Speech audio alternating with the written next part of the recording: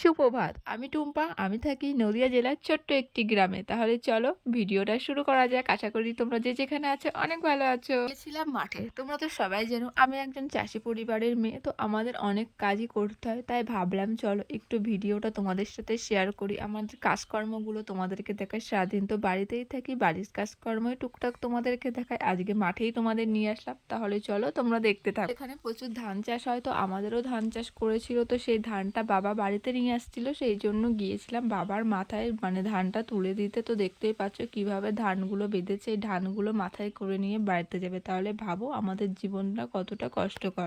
হ্যাঁ, জীবনে কষ্ট তো আছেই। গ্রামে যারা থাকে তাদের কাদা মাটি এইসবের মধ্যে দিয়েই বড় হতে হয়, রোদ জল বৃষ্টি সব কিছুর মধ্যে দিয়ে। কিন্তু আমরা যে জিনিসটা খাই সেইগুলো কিন্তু একদম পিওর, আমাদের চোখের সামনে সেইগুলো বেড়ে ওঠে, মানে একদম কি বলবো, একদম পিওরভাবে তৈরি হয়। কোনো কষ্টের মাঝেও কিন্তু আমরা একটু হলেও আনন্দ খুঁজে পাই। কেন বলো তো আনন্দ খুঁজে পাই? চলো তোমাদেরকে বলি। যে জিনিসটা চোখের সামনে তৈরি হচ্ছে সেটা যখন খাবো তার মতন আনন্দকর কিন্তু কিছুই হয় না। যারা গ্রামে থাকবে এই ইমোশনালটা একমাত্র তারাই বুঝবে, যারা শহরে থাকবে তারা বুঝতে পারবে না। আমার এই ভিডিওটা যদি কোনো রোস্টারদের হাতে পড়ে সে তো রোস্ট করবে, সেটা আমি জানি। তো সেটা নিয়ে আমার কোনো চাপ নেই, কারণ রোস্টারদের কাজই তো ওটা। একটা ভিডিও পেলে মানে তাতে কি বৃত্তান্ত আছে, তিল থেকে তাল করবে। রোস্টারদের কাজ রোস্টাররা করবে, আমার কাছে আমরা করছি। তো দেখো বাবার মাথায় কিন্তু বোঝাটা এবার তুলে দেবে। আর এত পরিমাণে কষ্ট হচ্ছিল, ওই যে বললাম কষ্টের ফল মিঠে হয়। হয়তো একটু বেশি বকবক করে ফেললাম, কিন্তু তোমরা আমাকে নিজের মনে করে অবশ্যই ক্ষমা করে দিও। আমি চেষ্টা করবো একটু বকবক করার মানে কম করার। কিন্তু কি বলো তো, তোমাদেরকে তো আমি আমার ফ্যামিলি মেম্বার মনে করি। তাই তাহলে চলো, বাবার মাথায় তো বোঝা তোলা কমপ্লিট হয়ে গেছে। বাবা এখন বাড়ির দিকে চলে যাচ্ছে, আবার আমরা নতুন বোঝা সরাবো। তাহলে চলো আজকে আসি। ভিডিওটা ভালো লাগলে লাইক করো। আবার দেখা হচ্ছে খুব তাড়াতাড়ি।